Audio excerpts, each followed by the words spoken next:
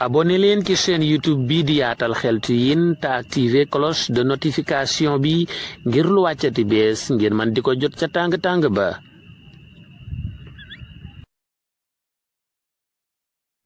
assalaamu aleykum wa rahmatullahi taala wa barakaatuh. mbokk yi bàyyi xel chaîne YouTube bi di Yaatal Xeltu Yin ñu ngi leen di nuyu di leen ziyaar di leen balu xaq di leen baal di ñaan yàlla subhaanahu wa ta'ala mu boole ñu baal di am mbégte di fas yéene ànd ak yéen ci benn secret bu nga xam ne bu am solo la. secret bi lan moo ko tax a jóg mbokk yi? secret bi de day dox ci wàllu yokk wërsëg, day dolli wërsëg waaw te ku ne bëgg na ko nag, wërsëg wu dagantalew.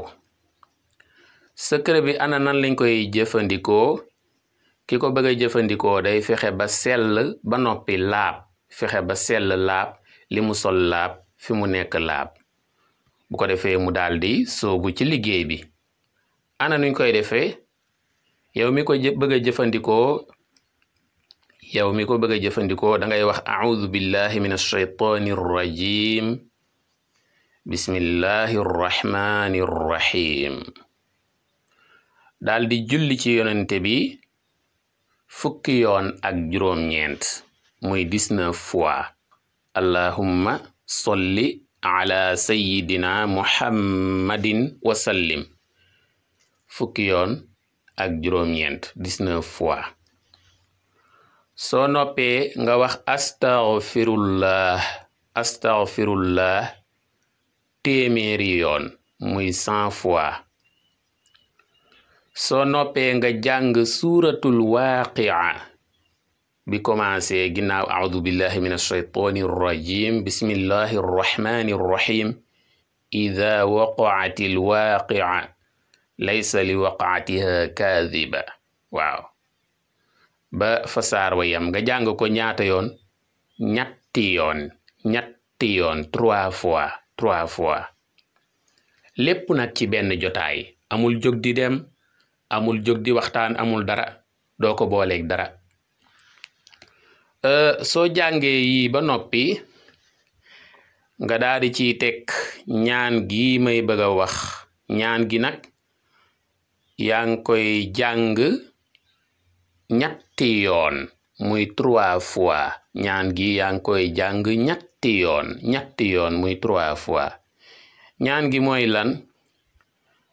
mooy bismillahi ma sha allah laa yasuuqul xayra illa allah. bismillahi ma sha allah laa yasrifu suu'a illa allah. bismillahi ma sha allah ma kaana min ni'matin fa min allah. bismillahi ma sha allah la hawla wala quwwata illa billah. bu ko defee mat na nga tëje solaatu ala nabi te mooy allahumma solli ala sayyidina muhammadin wa sallim, wala beneen siga boo man wala bu la jubu ci julli ci yonente bi sallallahu alayhi wa sallam. mbokk yi desaan na beneen sew bi mooy ñaata yoon lañ koy def liggéey bi? danga koy def diirum ñetti fan, maanaam liggéey bi daal danga koy def tey suba ginnaaw suba diirum ñetti fan. waxtu woo ko defee rek baax na, muy suba muy ngoon muy bëccëg muy guddi, waxtu woo ko defee rek baax na. waaw boo ko defee ñetti fan baax na, répété ko ñetti fan bis bu set nga defee ko nii ma ko waxee. waaye nag li gën a baax mooy nga def ko diiru fukki fan ak benn wala juróom-ñaari fan. diiru juróom-ñaari fan wala fukki fan ak benn.